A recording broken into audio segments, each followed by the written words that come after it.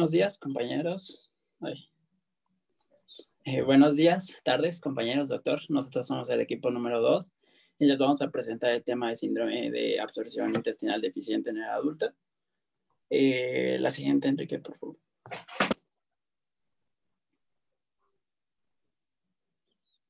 La siguiente.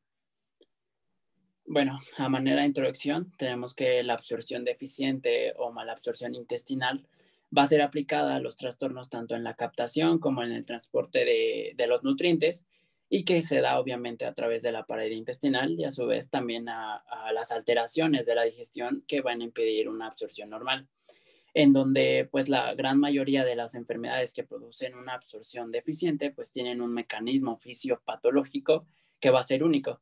Esto ya lo veremos más adelante y que nos hará el favor de explicárnoslo nuestro compañero Enrique, y que en algunos casos se va a hablar de un cuadro clínico malabsortivo.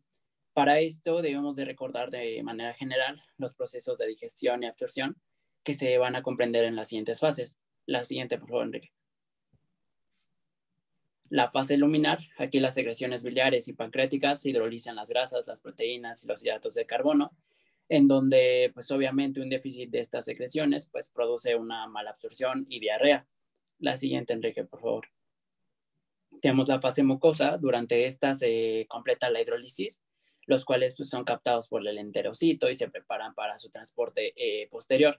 Aquí, pues la lesión de la mucosa intestinal pues nos va a condicionar los trastornos de esta fase. La siguiente, Enrique, por favor. Después tenemos circulación sanguínea o linfática a través de los diferentes mecanismos. Por lo tanto, si hay una insuficiencia vascular o alguna obstrucción linfática, pues va a impedir el transporte desde la célula intestinal a los órganos donde se va a llevar a cabo el almacenamiento y el metabolismo. La siguiente, Enrique, por favor. Respecto al proceso absortivo en el sistema digestivo, pues la malabsorción pues, va a implicar un estado de multicarencias, tanto de macronutrientes y micronutrientes. Además de que va a haber una gran variedad de síntomas que pueden ser comunes para pues, varios estados patológicos, porque vamos a presentar diarreas, náuseas, dolor abdominal. Sin embargo, va a haber algo en común, que es la malnutrición, por lo cual es de gran importancia que nosotros como médicos la identifiquemos precozmente para prevenir la desnutrición. Y bueno, para comprender la relación entre malabsorción y malnutrición, pues es necesario recordar que el sistema digestivo pues es un conjunto de órganos que tienen funciones ya definidas, en donde nos vamos a enfocar primeramente en el intestino delgado, que se comprende del duodeno, yeyuno y ileón, con una longitud de 5 a 6 a 9 metros, y es uno de los órganos de mayor importancia por sus múltiples funciones, principalmente pues la de absorber agua, nutrimentos y electrolitos, además de que pues actualmente también se le reconocen otras como metabólicas, inmunes e endocrinas, y eso nada más por mencionar algunas. Por lo tanto, si el sistema digestivo está privado del alimento y de los nutrientes, pues va a perder todas sus funciones. Este también pues tiene una superficie absortiva amplia, ya que los enterocitos pues poseen microvellosidades que contienen las enzimas digestivas y moléculas especializadas en el transporte de proteínas. Además de que va a estar unidos a una estructura que se le conoce como glicocálix, y estas van a aumentar pues, su capacidad absortiva, lo cual pues, nos va a implicar en el paso del lumen intestinal al torrente sanguíneo. Y nada más como dato, pues un nutriente pues, puede absorberse mediante un mecanismo especializado, esto gracias a los sistemas enzimáticos. Respecto a la unidad morfofuncional de la vellosidad, pues tienen un conjunto de características, ya que las vellosidades pues tienen una capacidad para adaptarse, estos a través de sus cambios en su altura y su capacidad absortiva en ciertos estados fisiológicos y patológicos. También se acortan cuando se privan de alimentos o nutrimentos, en donde van a ser más altas y eficaces, absorbiendo en el embarazo y la lactancia. La siguiente, por favor, Enrique. Antes de que pases, pasa la anterior, nada más para donde aparecen todas las diferentes vías de absorción.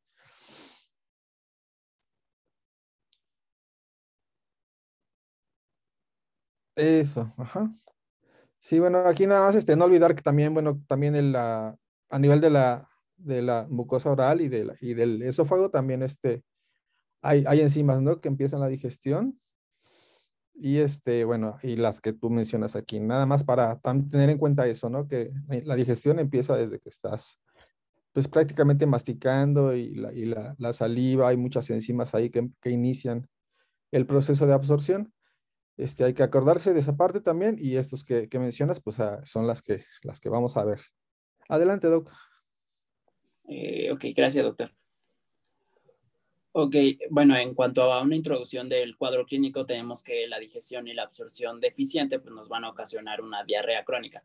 Además de que las evacuaciones de los enfermos con este síndrome suelen ser voluminosas, muy fétidas, regularmente son postprandiales y con restos de alimentos. Se le conoce como lienteria, además de que va a contener grasa, que se le conoce como esteatorrea. Esto ya lo habíamos visto ayer. Y que, bueno, debido al exceso de gas, además de que hay cierto producto de fermentación bacteriana de alimentos sin absorber, pues estas van a flotar en el agua, ¿no? Aunque en la gran mayoría de los enfermos pues, se presentan signos de pérdida de peso, mientras que en otros presentan un apetito incrementado, que esto pues, va a lograr mantenerlos en aceptables condiciones de esto de manera general. La siguiente, por favor, Enrique. Y como ya lo decíamos, pues puede deberse a problemas de digestión, problemas de absorción o problemas de transporte. La siguiente, Enrique, por favor. Respecto a su definición, pues es un síndrome caracterizado por la incapacidad del tubo digestivo para absorber nutrimentos debido a diversas alteraciones que van a interferir con la secuencia fisiológica normal de la digestión, de la absorción o del transporte, todo lo que ya hemos dicho antes. Y bueno, si bien aunque desde un punto fisiológico podemos distinguir podemos distinguir entre maldigestión como una alteración de la hidrólisis de los nutrimentos y una malabsorción como la alteración en los mecanismos de su absorción mucosa. En un punto de vista clínico, esta distinción pues, tiene poco sentido, dado que sus manifestaciones clínicas y complicaciones pues, son similares, por lo que el término de malabsorción se va a utilizar indistintamente para ambas. La siguiente, por favor, Enrique. Y bueno, les puse una notita que dice que puede afectar macronutrientes, por ejemplo, proteínas, o también micronutrientes, por ejemplo, vitaminas. Y esto pues, nos va a provocar una excreción fecal que va a ser excesiva, va a haber deficiencias nutricionales, además de que va a haber síntomas digestivos. La siguiente, por favor, Enrique. Respecto a su clasificación, pues se va a clasificar según su sitio anatomofuncional, que esto ya es todo lo que hemos venido diciendo, que va a haber alteraciones luminales o digestivas, alteraciones de la mucosa o absortivas, o alteraciones en el transporte. Sin embargo, va a existir otra clasificación, la siguiente, por favor, Enrique, que va a ser desde un punto de vista clínico, que la malabsorción también se puede clasificar en tres categorías, que va a ser la selectiva, la parcial, que es decir, solo de algunos nutrientes específicos, y la total, que es una alteración de absorción de casi todos los nutrientes. Y bueno, nada más decir que según la práctica clínica nos ha mostrado que pues, ambas clasificaciones se pueden complementar entre sí. La siguiente, por favor, Enrique. La siguiente. Siguiente. Bueno, aquí les puse un video muy resumido.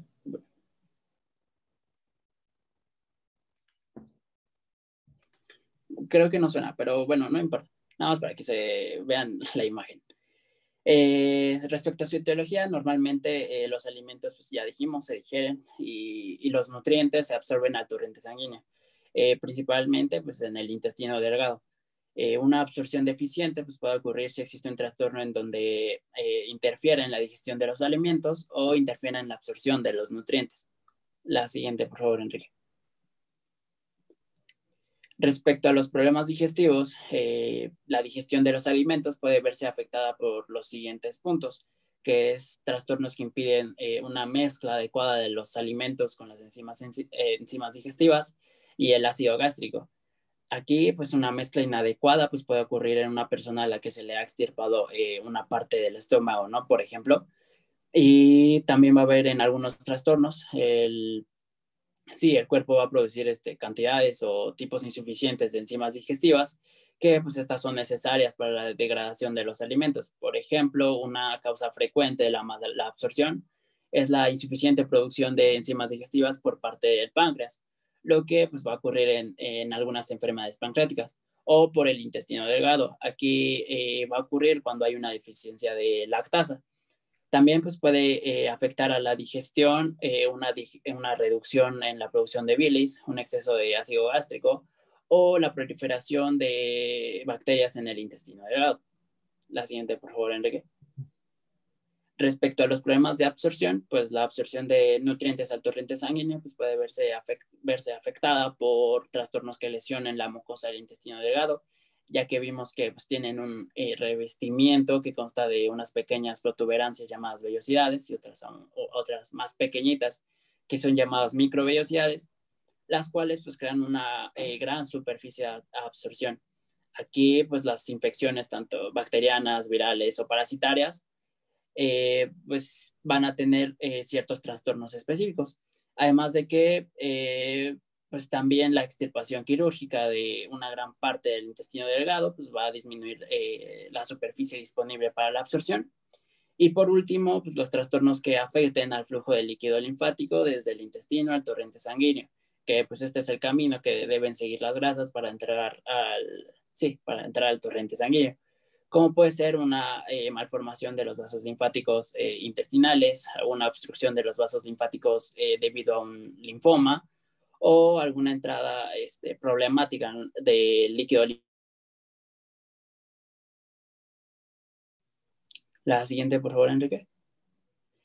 Bueno, a continuación les coloqué unas tablitas en donde viene generalizado la gran variedad de patologías que pueden causar la malabsorción intestinal. Eso para que le den una leída y vean que por cada tipo de malabsorción pues existe una patología que lo puede causar. La siguiente, por favor, Enrique. La siguiente. Respecto a los factores de riesgo, como ya vimos, pues hay muchas enfermedades o padecimientos que afectan, que afecten los intestinos y que pueden causar mala absorción. Sin embargo, tenemos que tener cuidado con factores que nos aumenten las probabilidades de desarrollar la mala absorción. Y si se tiene alguno de estos factores, pues hay que tener cuidado. Tenemos principalmente el historial familiar de trastornos que afecten los intestinos, como puede ser una enfermedad celíaca o la fibrosis quística, el uso excesivo de laxantes, pues, que son estos que se utilizan para aliviar y prevenir el estreñimiento, el uso excesivo de antibióticos, estos medicamentos que nos ayudan a combatir infecciones, alguna cirugía intestinal, es porque pues, nos hace perder cierta funcionalidad de la mucosa del intestino, el consumo excesivo del alcohol o también puede ser viajes a países o residir en lugares con alta incidencia de parásitos intestinales. La siguiente, por favor, Enrique. Bueno, ahora vamos a continuar hablando sobre la fisiopatología y los cuadros clínicos. Bueno, es importante mencionar, bueno, en este caso en el síndrome de sobrecrecimiento bacteriano intestinal, como tal principalmente va a afectar a la absorción de los hidratos de carbono y esto nos va a dar características como un incremento de pH, una reducción en la velocidad del tránsito intestinal, así como, bueno, pues nos va a producir pues cambios en el microambiente o en la microbiota intestinal. Es importante también mencionar que, bueno, recordemos cómo está conformada la microbiota habitual. Esta se encuentra conformada por lactobacilos, enterococos, también gram positivos, y estos se pueden ver sustituidos por lo que se va a denominar, de acuerdo a la bibliografía, como microbiota o flora de tipo cólico, que va a ser reemplazada por organismos anaerobios. La bibliografía también menciona que puede haber bacteroides o hasta Clostridium. Y bueno, a su vez se va a dar porque va a haber un incremento en las enzimas, bueno, denominadas colilamidasas, que bueno, estas van a tener la función de desconjugar las sales biliares, que bueno, fisiológicamente pues van a ser absorbidas por el yeyuno, lo cual va a favorecer, bueno, va a generar una dificultad para la absorción de grasas, bueno, esta deficiencia en la absorción o mala absorción. Y también proteasas, que estas como tal van a reducir las enzimas de la superficie vellositaria y estos van a ocasionar una deficiencia también en la absorción de los hidratos de carbono. También es importante mencionar que, bueno, todas las bacterias pues van a actuar, o organismos van a actuar van a tener distintos mecanismos patogénicos. La mayoría de ellos van a formar una adhesión y una colonización hacia lo que va a ser hacia la mucosa intestinal, y todo esto pues se va a dar a través de interacciones bioquímicas. Aquí tenemos en la imagen una fragmentación de bario, y bueno, en este caso es un paciente que tiene giardiasis. Podemos observar aquí el crecimiento de cómo se ve en todo el intestino, el crecimiento de los trofozoitos, cómo se encuentra de una manera exacerbada, y esto debido a las condiciones que genera el propio organismo bacteriano, como ya se los había mencionado previamente, para poder sobrevivir. Bueno, también otro mecanismo patogénico que van a tener eh, este tipo de bacterias va a hacer que van a tener una acción citotóxica sobre la mucosa. Como podemos ver aquí en la imagen, se va a dar una interacción entre la bacteria y la mucosa, que esto va a producir una exfoliación y aplanamiento de las microvellosidades, asimismo como lisis o un aumento mitótico. Como lo podemos ver aquí en la imagen A, observamos una mucosa intestinal sana, y lo comparamos aquí con la imagen F, como este engrosamiento, esta disminución de las microvellosidades es lo que nos va a estar causando algún tipo de infección por algún organismo bacteriano. Y bueno, en este caso, bueno, aquí les puse otra imagen, cómo se ve se ve una hiperplasia sobre las criptas, esto debido también a la inflamación que genera la lámina propia y el acortamiento, y esto producido por las toxinas bacterianas. Como ya se los mencioné, este es el ejemplo de giardiasis. ¿Le puedes pasar un poquito a la anterior? Es que no creo que a lo mejor bueno, al menos yo no me quedó muy claro a la anterior. ¿Esa? Ajá, esta sí. Sí, aquí lo que yo creo que que tú quisiste decir que la reducción de la superficie vellositaria afecta a las proteasas, es decir, va a haber una disminución de proteasas y por lo tanto una afección en la absorción de las proteínas. Y arriba la desconjugación de las células sales biliares también afecta a las colilamidasas, que también van a afectar la absorción. Creo que ahí como que no me quedó claro, pero yo creo que eso que quisiste decir, ¿no? Sí, doctor. Sí, ok. Sí, seguimos adelante. Gracias. Ok. Bueno, también es importante mencionar que, bueno, el cuadro clínico pues va a variar considerablemente dependiendo de la enfermedad base o de la infección parasitaria que tenga nuestro paciente. Otro ejemplo podría ser el de la enterobiasis, que bueno, el parásito va a tener afinidad también por órganos del sistema reproductor, tanto femenino como masculino. Y bueno, en pacientes femeninos, puede ocasionar también vulvovaginitis, salpingitis o hasta enfermedad pélvica inflamatoria. Y en varones, epididimitis, además de todos los síntomas que, bueno, les voy a mencionar, que, bueno, independientemente de la causa, también en casos graves, bueno, se llega a tener normalmente este cuadro clínico, que como ya también lo mencionó mi compañero previamente, vamos a tener diarrea, pues esta puede ser esteatoerreica, podemos también tener pérdida de peso, desnutrición, anemia, y esto se debe a la falta de la vitamina B12 o hierro, y esta anemia puede ser megaloblástica o macrocítica, o puede ser también mixta. En cuanto a la ferropenia, esto pues debido a la mala absorción y a la pérdida hemática también que puede haber secundaria a algún tipo de lesión de la mucosa o alguna atrofia o ulceración. Y bueno, también la microbiota bueno, es importante recordar que también puede fermentar azúcares, pero esta se verá afectada de acuerdo a la ingesta de estos mismos. Y esto puede ocasionar también síntomas como distensión abdominal, dolor abdominal y también pues, diarrea. En cuanto al síndrome de intestino corto, también como ya lo mencionó mi compañero, bueno, es la consecuencia principal de una resección intestinal y bueno, como tal esto se va a deber a la pérdida de superficie de absorción que pues nos va a conducir a una absorción deficiente en el adulto de macronutrientes, micronutrientes y asimismo también de electrolitos y agua.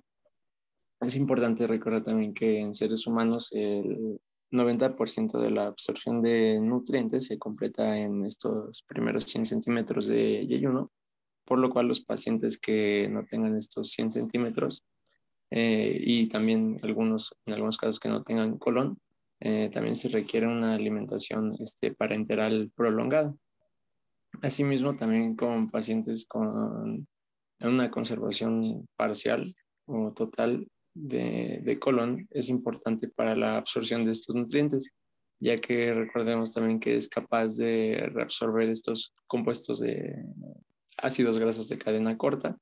Y bueno, se ha estimado que este proceso digestivo permite recuperar hasta 1000 kilocalorías por día de aporte energético. Y bueno, también de acuerdo a este síndrome de intestino corto, se debe tomar en cuenta también cuando existe una resección ileal, se rompe la circulación enterohepática de ácidos biliares y así se puede desarrollar una diarrea que se denomina colerética, que es el signo principal de mala absorción de ácidos grasos.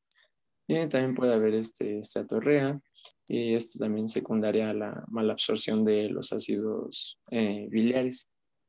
Y también puede haber grandes pérdidas fecales hidroelectrolíticas. Y si los pacientes ingieren una dieta sin restricciones. Y bueno, se ha visto que tras una resección masiva, puede haber ciertos cambios adaptativos en el intestino restante que pueden facilitar la digestión y la absorción si el paciente sobrevive las siguientes semanas. Pero estos cambios van a estar sujetos al estímulo proporcionado por la ingesta de nutrientes. Y bueno, continuamos con la enfermedad de Whipple. Como tal va a ser un trastorno sistemático que va a ser poco frecuente. Como tal se describe que es de etiología bacteriana que puede afectar a numerosos órganos. Sin embargo, bueno, en la forma clásica van a existir lesiones gastrointestinales que podemos ver de forma, bueno, en estudios de histopatología, pero estos van a tener diversas manifestaciones clínicas, bueno, extradigestivas. Como tal, sigue sin estar un poco, bueno, tan clara la fisiopatología de esta enfermedad. Sin embargo, hay suficiente evidencia para creer o pensar que la inmunidad del huésped va a estar, o bueno, juega un papel bastante importante. Como tal, los pacientes que van a contraer esta enfermedad, bueno, son portadores o más bien desarrollan una infección limitada al desarrollo de la inmunidad humoral y también celular protectora. La respuesta inflamatoria del organismo se describe que es silenciada y esto como tal va a consistir en una alteración de la función y asimismo de la activación de células inmunitarias, como principalmente se describen que estos son los macrófagos y también las células T tipo 1. Y bueno, más adelante mi compa va a hablar acerca de las pruebas de diagnóstico, pero bueno, aquí me gustó la imagen, bueno, se les voy a explicar, porque como tal el bacilo de Whipple se ha descrito que comparte similitudes con estreptococos del grupo B y G, y como tal el organismo va a ser ingerido por los macrófagos. Y bueno, aquí por ejemplo en la microscopía electrónica podemos observar, bueno, ahorita les voy a poner más imágenes de cómo se ven los cuerpos de los cocobacilos, que pues nos van a hablar y bueno, reflejan la presencia del organismo y por lo tanto la deficiencia en la absorción se debe como tal a la interrupción de una función normal de las vellosidades. Y bueno, si se desarrolla una enfermedad sistémica, podemos encontrar el organismo en diversos tejidos. Aquí, por ejemplo, en la imagen A y E, podemos observar en una etapa temprana la enfermedad en un paciente sin síntomas, pero que esté positiva, bueno, que dé positiva a una PCR y también a una prueba de inmunohistoquímica.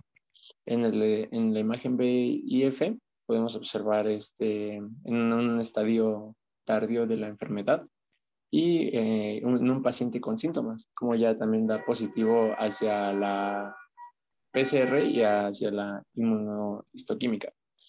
Y en cuanto a la imagen C y G, podemos observar también cuando, bueno, el paciente da positivo a inmunohistoquímica y da negativo a PCR.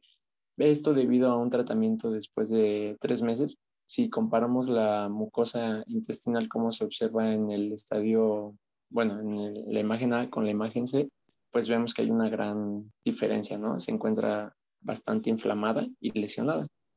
Y asimismo con el paciente tratado después de 18 meses. Y bueno, como tal, el cuadro clínico de esta enfermedad de Whipple, la presentación pues más frecuente va a estar asociada hacia la diarrea y también manifestaciones extradigestivas, como ya se les había mencionado. Vamos a tener fiebre, artralgias, también síntomas neurológicos. Y esto normalmente se da en pacientes que se encuentran entre la cuarta y sexta década de la vida, con predominio en pacientes, bueno, varones. Las heces van a tener un aspecto esteatorreico y en cerca de un 20 a un 30% de pacientes se puede observar una hemorragia digestiva. También se puede, o sea, descrito que puede haber hepatosplenomegalia o hepatitis. También puede haber, bueno, cuando existe una obstrucción de los vasos linfáticos como consecuencia de la afección, se puede producir una pérdida intraluminal, bueno, se produce una pérdida intraluminal de proteínas, lo que puede llevar a aparición de edema o ascitis, como nos lo mencionaba mi compañero al principio. También en cuanto a las afecciones articulares, se describen que se puede presentar en un 65 a un 90% estos síntomas articulares. Y bueno, esta artritis se describe que no es deformante, pero suele ser de forma migratoria y afecta tanto articulaciones pequeñas como articulaciones grandes y se acompaña de signos de inflamación. Aquí podemos ver una radiografía que se describe, bueno, como una poliartritis destructiva debido a la enfermedad de Whipple y se describe que, bueno, aquí podemos ver era una carpitis fusionante bilateral y asimismo era una anquilosis carpometacarpiana y un pinzamiento aquí radiocarpiano bilateral. Bueno, se ve inflamado. Ahí ahí no se ven los espacios entre los diferentes huesitos. Está todo artrodésico, como acabas de decir. Está anquilosado. Y ese paciente seguramente no tiene movimientos de la muñeca. Está anquilosado. Adelante, Doc. Sí, sí, Doc, gracias. Ajá. Y también, bueno, vamos a tener manifestaciones pulmonares, que, bueno, pues la tos es la más frecuente. Se puede presentar, pero ya es un poco más extraño. Puede haber también dolor pleurítico. Y en cuanto a afecciones cardíacas, era una afección de las válvulas mitral y aórtica. Sin embargo, también podría ocasionar miocarditis, una pericarditis. Pericarditis. Sí, pericarditis. Gracias. Y bueno, también vamos a tener afecciones neurológicas. Como tal, se describe una triada de afección, que esta va a ser, era demencia, oftalmoplegia y miclonías. Y también se han descrito, bueno, asociaciones. Hay una que se describe como una miorritmia oculomasticatoria, que Ah. esta como tal. Sí, doctor, ¿qué comentar? Son como movimientos anormales, como Ajá. tipo tics, Sí, que sí, sí. presentan los bailes así excesivos de los labios y la lengua. Sí, sí, Es de los como, músculos faciales también, ¿no? ajá, es como tics, ajá, que se Ujú. presentan. Ok, sí, gracias. Y también, bueno, puede haber, también se describe una afección hipotalámica, que estas como tales vamos a tener bueno, el paciente va a presentar insomnio, hiperfagia, polidipsia, también algunas manifestaciones psiquiátricas, nistagmos y convulsiones y ataxias. Y bueno, como ya también se los mencionaba, la fiebre es el síntoma más constante. Bueno, se presenta alrededor del 50-51% de los pacientes y bueno, se debe de tener en cuenta en el diagnóstico diferencial por si la fiebre, bueno, se describe de un origen pues desconocido. Bueno, aquí estos son los cortes que, bueno, se encontraron, bueno, aquí no les expliqué. Bueno, aquí en esta tag podemos ver cómo se encuentran estas aglomeraciones. Ujú, Estas, hiperintensidades, son resonancias magnéticas, ujú, y ahí esa zona es el núcleo caudado. sí, en Se los, ven, se ven hiperintensidades, como un tipo, ya el ventrículo está crecido. Es una lesión como ya antigua. sí, gracias, Doc. Aquí, por ejemplo, en los cortes, aquí todos estos son cortes del sistema nervioso. Y bueno, aquí, por ejemplo, las flechas en la imagen A, podemos observar áreas que, bueno, se describen áreas de mayor celularidad, Ujú. que, bueno, esto se es predominantemente, bueno, en pequeños, macrófagos. Ajá, macrófanos, células inflamatorias. Ujú. Ujú. Aquí en la imagen D, podemos observar también ciertos organismos vacilares. Bueno, son muy chiquitos, pero sí se alcanzan a distinguir. Aquí en esta de acá de aumento, bueno, por ejemplo, en la imagen H, como tal ya podemos observar cómo se encuentran los macrófagos que contienen a estos bacilos dentro de su citoplasma. Y bueno, aquí podemos observar también cómo se encuentran aquí unos restos amorfos y bueno, como tal se observa, bueno, la imagen describe que se ve una fusión del bacilo con los lisosomas de desecho. Más adelante les va a hablar mi compañera acerca de los métodos de diagnóstico. Y bueno, vamos a continuar hablando sobre la enfermedad celíaca. Esta como tal, pues va a ser una enteropatía autoinmune que va a ser inducida por una exposición al gluten. Y bueno, es importante también mencionar que ha habido un mejor conocimiento dentro de su patogénesis, lo que convierte esta enfermedad en uno de los trastornos autoinmunitarios mejor descritos, debido a que, bueno, antes se desconocía mucho. Y bueno, este péptido derivado del gluten se llama gliadina, que causa daño al intestino delgado. Como tal, va a haber una inflamación y va a conducir a un proceso de destrucción de las vellosidades del intestino y pues esto a su vez una disminución en la funcionalidad de la superficie y por ende en la absorción.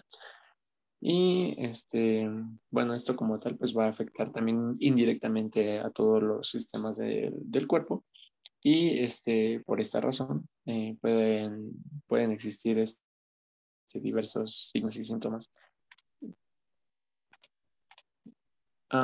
Bueno, aquí por ejemplo también podemos ver bueno, cortes como tal vemos en la imagen bueno, va a ser una atrofia intestinal y bueno, se creó un sistema de estadificación para la enfermedad celíaca que se denomina MARCH. Y bueno, aquí en el tipo 0, como tal, va a ser una zona preinfiltrativa que van a ser individuos que son susceptibles genéticamente a esta enfermedad celíaca. Se denomina en este caso, con estos individuos, celíaca latente. En la imagen 1, aquí ya podemos observar cómo se encuentra de forma infiltrativa, lo que se denomina una enteritis linfocítica o linfocitaria. Y bueno, cómo pues se va perdiendo esta citoarquitectura de las microvellosidades. Y en la tipo 2, aquí podemos ya ver cómo va a haber una lesión como tal ya hiperplásica por este infiltrado. Y ya el tipo 3 se va a dividir, ya como tal va a ser un grado extremo de una lesión intestinal, donde se va a perder totalmente la citoarquitectura y se va a dividir en 3 estadios. La parcial, que va a ser A, la subtotal, y la total, la C. Y bueno, como tal, se utiliza medio de contraste de inmunotinción con CD3, me parece. Y bueno, ya por último, pues es importante también mencionar su cuadro clínico, sus manifestaciones digestivas, que pues la diarrea va a ser el síntoma más frecuente en esta enfermedad, junto con la distensión abdominal, flatulencias y el dolor. La anemia, también por lo que ya se los mencionaba previamente, pues vamos a tener una deficiencia de la absorción de vitamina B12 y así como también de hierro, y también se describe un déficit frecuente de ácido fólico. Y también, bueno, es importante mencionar que puede también haber una mala absorción, una deficiencia de absorción en el calcio y en vitamina D, y como consecuencia esto nos puede dar una pérdida de masa ósea, por lo cual nuestro paciente puede manifestar con una mayor prevalencia, una osteopenia, una osteoporosis, y esto a su vez pues va a aumentar una prevalencia en cuanto a las fracturas, sobre todo en pacientes que no cumplan ciertos requerimientos en cuanto a una dieta, y la alteración pues de esta densidad ósea como tal va a ser la comorbilidad más frecuente en esta enfermedad celíaca. Y también se han descrito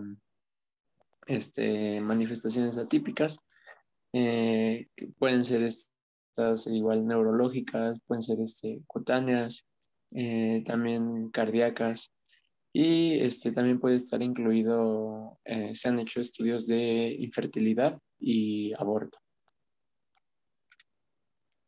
Y bueno, ya por último, de manera de resumen, aquí les dejamos una tabla con las manifestaciones extraintestinales y, bueno, la manifestación clínica y la causa que nos da resultado. Y bueno, como conclusión del cuadro clínico de la fisiopatología, pues este síndrome de deficiencia de absorción va a estar sujeta totalmente a la etiología, como ya previamente mi compañero nos explicaba. A continuación vamos a hablar sobre los métodos de diagnóstico. Ya, que sigue, por favor. Bueno, y ahorita pasando a lo que son los exámenes de laboratorio, vamos a tener lo que es la citometría hemática con velocidad de sedimentación globular, así como electrolitos en suero, las proteínas totales, la albúmina, los betacarótenos y la química sanguínea. Estas pruebas pues son suficientes para tener una idea del estado nutricional y del equilibrio hidroelectrolítico de los pacientes. Por ejemplo, en el caso de que se presente una anemia mastocítica, una hipoalbuminemia y una hipocarotinemia, esto es indicativo de que el paciente puede cursar este síndrome. En cambio, si encontramos una anemia microcítica, una elevación de la sedimentación globular, leucocitosis, trombocitosis y una hipoalbuminemia, esto pues ya nos sugiere de una enfermedad inflamatoria. La que sigue, por favor. Bueno, dentro de las pruebas que vamos a tener por una mala absorción de carbohidratos, son distintas. La primera de las que les voy a estar hablando es la prueba de aliento con hidrógeno. Esta prueba, pues, es indicativa de mala absorción cuando se produce un aumento de excreción de hidrógeno que usualmente es mayor a 20 partes por millón tras la administración del sustrato glucídico a estudio. Que bueno, el sustrato puede ser lactosa, fructosa o la dextrosa. Y bueno, todas estas pruebas requieren de una preparación con una dieta absoluta previa de al menos 8 horas y una cena previa bajo en hidratos de carbono. Aquí es importante mencionar al paciente que se debe de evitar el uso de antibióticos y la preparación colónica en las 2 semanas previas, ya que estos pueden producir falsos negativos. Otra de las pruebas que nos indica que se trata de una mala absorción de carbohidratos es la prueba de la dextrosa, que bueno, la dextrosa es un monosacárido, específicamente una pentosa, que esta se va a absorber con facilidad a un nivel de la mucosa intestinal. Esto va a permitir determinar su integridad y también distinguir si el cuadro de mala absorción se debe a una causa intestinal o es una causa pancreática. Esta prueba consiste en 25 gramos de la dextrosa, se van a disolver en agua y bueno, se va a pedir al paciente que beba esta solución. Posteriormente de esto, se deben de medir sus niveles en sangre 1 y 2 horas después, o bien se debe de recolectar la orina durante 5 horas. Algo importante a considerar es que la expresión urinaria normal de la dextrosa es de 6 más o menos 1.5 gramos. Entonces, las personas que tengan este padecimiento van a presentar valores bajos de la dextrosa en sangre, que normalmente van a ser menores a 20 gramos por decilitro, y bueno, en orina vamos a encontrar menores de 5 gramos. Y bueno, otra de las pruebas es la prueba de tolerancia a la lactosa, que aquí se debe de hacer una medición de los niveles de glucosa en sangre antes y 30 minutos después de la ingesta de 50 gramos de lactosa y se van a considerar positivos si se produce un incremento menor de 20 gramos por decilitro. Hay bibliografías que mencionan que se debe de hacer una monitorización de niveles de glucosa sanguínea a los 60 y a los 120 minutos. La que sigue, por favor. Dentro de la mala absorción de lípidos, igual vamos a tener distintas pruebas. Aquí la más pues, importante es el análisis cuantitativo de grasas en heces, que también se le conoce como test de Van de Kamer, que bueno, este se considera pues el estándar de oro para el diagnóstico de la esteatorrea. Este diagnóstico, bueno, aquí consiste en la cuantificación de la excreción de lípidos, a excepción de los ácidos grasos de cadena corta en las heces recolectadas de los últimos 3 días. Debe de ser bajo una dieta con un aporte predeterminado de grasas, que normalmente van a ser de 100 gramos. Los valores normales van a ser de 5 a 7 gramos de grasas en heces. Y bueno, las personas que tengan este síndrome van a excretar más de 10 gramos. Otro de los análisis es el análisis cualitativo, que es la tinción de Sudan 3, que este es un test cualitativo que si se realiza de manera adecuada puede detectar hasta el más del 90% de los pacientes que cursen con esteatorrea clínicamente significativa. Aquí se muestra una materia fecal que se va a teñir con esta tinción y bueno, aquí se van a reportar el número de glóbulos de grasa. La que sigue, por favor. Bueno, otro de los estudios para la malabsorción de lípidos es el esteatopito ácido, que aquí consiste en separar por centrifugación la porción lipídica de una muestra de heces. Se van a considerar normales valores hasta el 31% bajo una dieta rica en grasas. Y bueno, también se tiene lo que es el análisis de espectrometría casi infrarroja, también conocida como NIRA, que este es capaz de determinar en una misma muestra la presencia de nitrógeno, de carbohidratos y de lípidos. La que sigue, por favor. Dentro de la malabsorción de sales biliares, aquí el estudio es la gammagrafía del ácido seren-homotaurocólico, que, bueno, este estudio consiste en la medición de la retención a los 7 días tras la administración de 10 microcurio de este ácido. Algo importante es que, bueno, algo importante a saber es que este ácido se absorbe a nivel ileal, por lo que no se va a modificar por factores luminales. Entonces, si la retención abdominal es menor al 25% al cuarto día, o bien es menor del 12% al séptimo día, esto es indicativo de mala absorción. Una de las ventajas de este estudio es que no se encuentra disponible en todos los países, por lo que se ha desarrollado pues otras técnicas.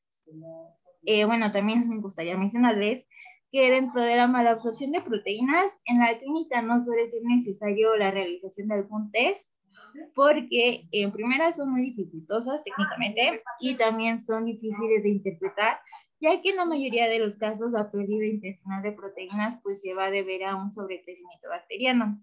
Sin embargo, hay que tener en consideración que una de las causas más frecuentes de la creatorrea es la insuficiencia pancreática. Y bueno, dentro del estudio de mala absorción de vitamina B12, vamos a tener lo que es el test de Sherry, que aquí se va a identificar las causas de mala absorción de vitamina B12. Aquí se debe administrar por vía oral una dosis de vitamina B12 marcada con cobalto radioactivo junto con una dosis mayor de esta misma vitamina. Esto pues para minimizar la captación hepática. Posteriormente se va a recoger la orina de 24 horas. Ahora, si la radioactividad urinaria es menor al 8% de la dosis administrada, pues es indicativo de una mala absorción de vitamina B12. La que sigue, por favor.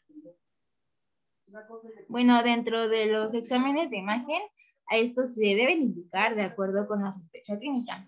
En el caso de que se pida una enterografía por tomografía computarizada y una enterografía por resonancia magnética, que de hecho estas son las técnicas más utilizadas, aquí se debe, bueno, estas pruebas consisten en el uso de contraste oral e intravenoso, lo que permite detectar la presencia de anomalías morfológicas del tubo digestivo, así como un engrosamiento difuso o segmentario de la pared y su morfología, la presencia de estenosis y la presencia de tumores o de una patología vascular. Otro de los estudios de imagen es la radiografía simple de abdomen. Este permite visualizar los cambios anatómicos. Por ejemplo, puede detectar las calcificaciones pancreáticas. También dentro de los hallazgos radiológicos más frecuentes podemos encontrar lo que es la dilatación, que este se suele producir en el yeyuno medio y distal y bueno, puede ocurrir en forma difusa. También otro de los hallazgos es la hipersecreción, que aquí hay un aumento de líquido en el intestino. Esto va a condicionar la apariencia granular del vario y se debe a una floculación del mismo. También se puede llegar a encontrar lo que es la segmentación, que esta está dada por la presencia de grandes cúmulos de varios separados entre sí y se localizan en segmentos dilatados. Este es más evidente en el yeyuno distal y en el ilion proximal. Y bueno, otro de los hallazgos radiológicos es el signo de Molde, que esta es una forma de segmentación en el cual la pérdida de los pliegues va a condicionar áreas con un aspecto tubular, rellenas del vario y sin patrón mucoso en los contornos. También vamos a tener lo que es la ecografía abdominal. Esta es fundamental en el estudio inicial en un paciente que se tenga la sospecha de que, bueno, cursa este síndrome por una patología biliar o una patología pancreática. La que sigue, por favor.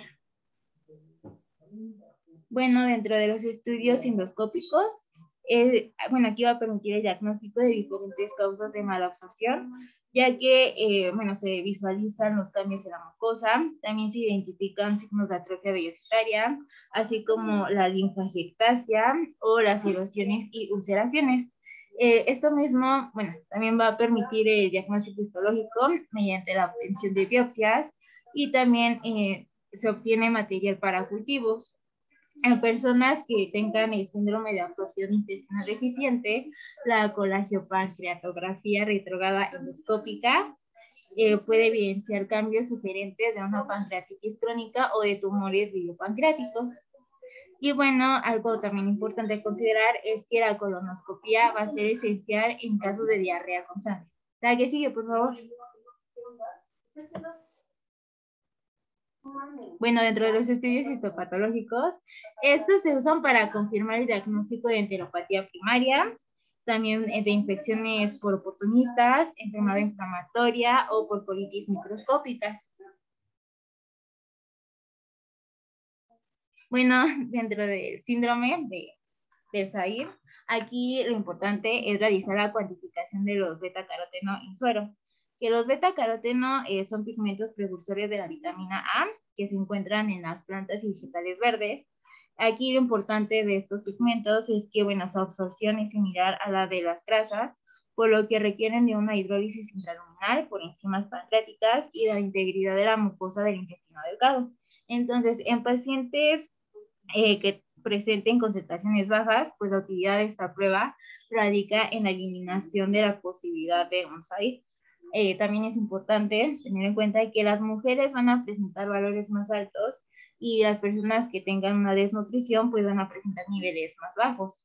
Entonces, las mujeres que tengan concentraciones menores a 6 microgramos y los hombres que tengan concentraciones menores a 50 microgramos van a apoyar al diagnóstico de SAID. Y bueno, también es importante realizar las pruebas de función pancreática. Esto porque los pacientes con insuficiencia pancreática normalmente presentan atorrea de gran magnitud. Entonces se puede realizar lo que es la prueba directa y la prueba indirecta. La prueba directa es la más sensible. Aquí se utiliza lo que es la secretina y la colecistocinina. Esto para estimular la producción pancreática de agua, bicarbonato y enzimas. Estas se cuantifican en el jugo obtenido a través de una canulación de la ámpula de Vater. Dentro de las pruebas indirectas, estas emplean sustratos para su absorción que requieran la actividad de las enzimas pancreáticas. Aquí el sustrato de elección es el hidraurato de fluoresceína, que esta es una sustancia que al estar en contacto con las esterasas pancreáticas se van a hidrolizar y se van a separar en dos componentes, en lo que es el ácido láurico y la fluoresceína. Esta última es importante porque es absorbida en el intestino delgado, conjugada en el hígado y posteriormente eliminada en orina. Entonces, las concentraciones de fluoresceína en orina de 10 horas van a reflejar la capacidad digestiva de las enzimas pancreáticas, cuya secreción se va a estimular con una comida de prueba. En pacientes que tengan una insuficiencia pancreática, van a presentar valores bajos de la fluoresceína en orina, que generalmente es menor al 20%. La que sigue, por favor. Y bueno, ahí les pusimos pues ese esquema dentro de los diferentes tipos de prueba que se deben de mandar a realizar de acuerdo a la sospecha que se tenga. Entonces, cuando les subamos la presentación, pues ahí lo ven con mayor determinación. La que sigue, por favor. Bueno, ya hablando del tratamiento, algo importante es que el tratamiento va a depender de la enfermedad causal, por lo que debe de ser individualizado y debe de incluir, obviamente, además del tratamiento etiológico, un manejo nutricional específico. No obstante, se tienen medidas que van a contribuir al mejoramiento, dentro de las cuales vamos a encontrar mantener un adecuado estado de hidratación. Esto sea pues por vía oral o parenteral, pero bueno, esto va a depender de la gravedad del déficit de volumen. También otra de las medidas es optimizar el estado nutricional, ya que con frecuencia van a existir carencias de vitaminas y minerales, por lo que se deben administrar por vía parenteral, específicamente las vitaminas del complejo B, y por vía oral la vitamina A, la vitamina D y la vitamina K. Algo también importante es que en algunas enfermedades como la absorción, la restricción de ciertos nutrimentos pueden restaurar la función mucosa y del estado nutricional. Por ejemplo, en pacientes con enfermedad celíaca, aquí lo ideal es una dieta libre de gluten, así como eliminación de ciertos carbohidratos en pacientes con una deficiencia aislada de sacáridas. Algo importante es que reducir los ácidos grasos de cadena larga a 40 gramos por día en pacientes que presenten una distatorrea importante va a ayudar a disminuir el volumen de evacuaciones y también la grasa pues puede llegar a valores aceptables en aceite. Y bueno, tenemos a tener lo que es el manejo sintomático con fármacos. La que sigue, por favor. Aquí principalmente las bibliografías que se consultaron pues mencionaban estos dos fármacos de elección. tenemos lo que es la loperamida, que, bueno, la dosis inicial va a ser de 40 miligramos, seguido de 2 miligramos después de cada defecación subsecuente, hasta llegar hasta un máximo de 16 miligramos al día. Una de las ventajas que presenta este fármaco es que pues no va a cruzar la barrera hematoencefálica y también carece de potencial de adicción. No obstante, la contraindicación más importante es que no se debe de indicar si se tiene una sospecha de diarrea de origen inflamatorio. También otro de los fármacos, no, me equivoqué, lo siento. Otro de los fármacos es lo que es la difenoxidato y la difenoxina, que es un metabólico activo. Bueno, aquí lo importante es que se encuentran en preparados que van a contener dosis pequeñas de atropina. Esto es con el fin de evitar el abuso y la sobredosis de estos fármacos. Entonces, en la tableta vamos a encontrar lo que son 25 microgramos de sulfato de atropina con 2.5 miligramos de clorhidrato de difenoxidato o bien 1 miligramo de clorhidrato de difenoxina. La dosis usual de estos fármacos es 2 tabletas al inicio y a continuación una tableta cada 3 a 4 horas sin exceder de las 8 tabletas al día. Una de las desventajas de estos fármacos es que tienen efectos en el sistema nervioso central cuando se utilizan en dosis altas y pues en consecuencia tienen la posibilidad de un abuso o una adicción. Y bueno, también dentro de los efectos secundarios vamos a encontrar lo que es el estreñimiento. Sin embargo, esto es principalmente cuando existe pues un abuso de estos fármacos. La que sigue, por favor. Bueno, como les mencionaba en un inicio, el tratamiento pues va a depender principalmente de la enfermedad causal. Entonces, pues viendo otros escenarios, en el paciente que la diarrea es inducida por sales biliares, aquí lo que se indica es la colestiramina, que es en dosis de 4 gramos de la resina seca, 4 veces al día. Si se tiene éxito, pues puede disminuirse la dosis a fin de obtener la frecuencia deseada de las defecaciones. Por ejemplo, en el caso de una pancreatitis crónica, aquí lo principalmente es una dieta baja en grasas, así como la administración exógena de enzimas pancreáticas. Aquí como regla general, en estos pacientes es que se deben de prescribir 30.000 unidades internacionales de lipasa pancreática durante cada comida. Y por ejemplo, en los pacientes que cursen con una sobrepoblación bacteriana, bueno, aquí se indica el uso de antibióticos en forma cíclica. La que sigue, por favor. Y bueno, eso sería todo de nuestra parte. No sé si tengan alguna duda o el doctor quiera agregar algo más. Hay nada más para como para reiterar un poquito y de lo que ya dijeron. Esa es una enfermedad, pues, la malabsorción que ustedes ya vieron, no es compleja. A veces depende, por ejemplo, de alguna situación quirúrgica, ¿no? Una gastrectomía, una yeyunostomía, por ejemplo, por alguna razón. Por otro lado, hay enfermedades de las glándulas, ¿no? Por ejemplo, una enfermedad hepática, una enfermedad de páncreas puede provocar también un síndrome de mala absorción. Y las enfermedades de la mucosa, ¿no? Que las más representativas, pues como ya hablaron, la enfermedad celíaca. La enfermedad celíaca y bueno, la enfermedad de Crohn, que es una enfermedad muy compleja porque siempre van combinados muchos factores, incluyendo el bacteriológico. Entonces son enfermedades así como que en distintos sitios, ¿no? Y los pacientes, el tipo de cuadro va a depender ahora sí que de la severidad de la enfermedad. Van a llegar con cuadros sobre todo de anemias, síntomas neurológicos como neuropatías, incluso mielopatías, o osteoporosis, trastornos por osteoporosis. Y así el tipo de cuadros va a ser muy complejo. Y aquí lo importante, pues, el diagnóstico. Todas esas pruebas sirven mucho.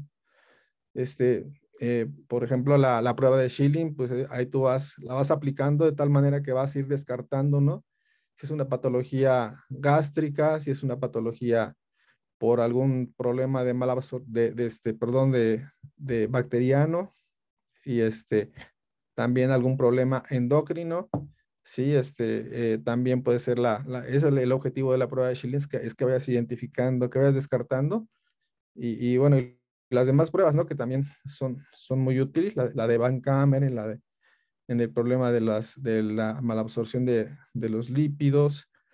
Y bueno, y el cuadro, pues obviamente, pues es complejo, ¿no? Y mucho de las pruebas que vamos a aplicar, el tratamiento, va a depender, es complejo también y va a depender de la causa y del estadio de la enfermedad.